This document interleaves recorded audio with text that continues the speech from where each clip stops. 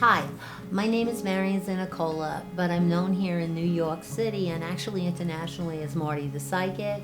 I've been medically intuitive and hearing from the deceased since I'm about 5 or 6 years of age. The gift was inherited from my Nona, who came from Italy. And then she proceeded to tell me that my sister came to her and said there was a guy with the letter L that wore a black motorcycle jacket almost, leather.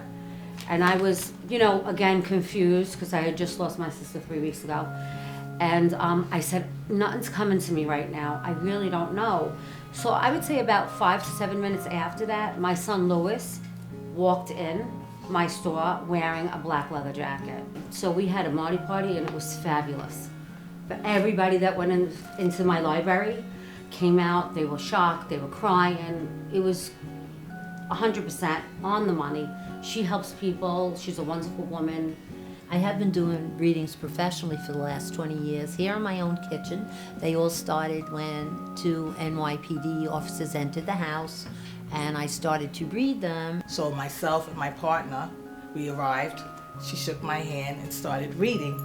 Stopped when I pulled away my hand because I started to freak out, I got a little nervous. So I came back to her house one day and she read me on her porch and I just had goosies all over me and she gave me a piece of paper that she wrote things down and I'm trying to figure out how can you get this sense, how do you see all these things and get to say all these things and say all these people's names we didn't know each other. I don't know how she would know all these things. And she kept pointing to this wind chime, this piece of artwork. She kept saying, he's not letting me leave without the wind chimes. I'm going, I hate wind chimes. I can't imagine. What is he trying to say about the wind chimes? And she said, did he collect art? Did he, I said, the only thing he collected was John A. Noble paintings. And she's like, what? That's who designed that. That was my friend and this and that. And she said, but there's something about Noble, because that's my father's real name. And she got the chills. And it's amazing to see when Marty gets so affected by her own gift, that was a gift into itself to see her, how she was, taken aback by her own powers, so to speak. Before this happened to me, I have to say, I can't say that I would because of my religion too, believe in psychics or mediums or things like that.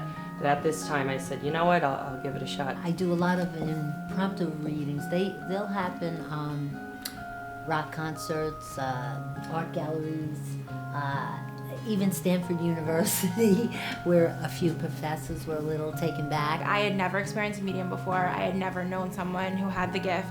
If you would have asked me the day before, I would have told you that there is no such thing and that's ridiculous. But now, knowing her, there is no possible way that she's not, gifted in some way. And she's actually one of the reasons why I ended up going into social work.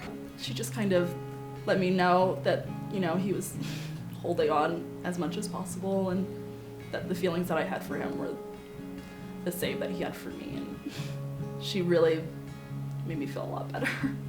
They only believe in what I think of as the empirical fact of the moment, which is what they can see, or be measured, something that can be measured.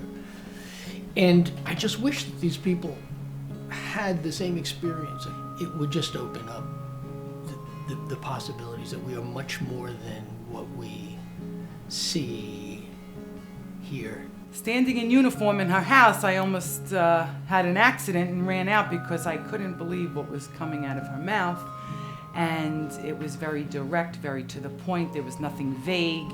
It just really made me believe that people have a gift and that I encountered her with this gift, and it was truly, truly amazing and eye-opening that some people can actually help other people.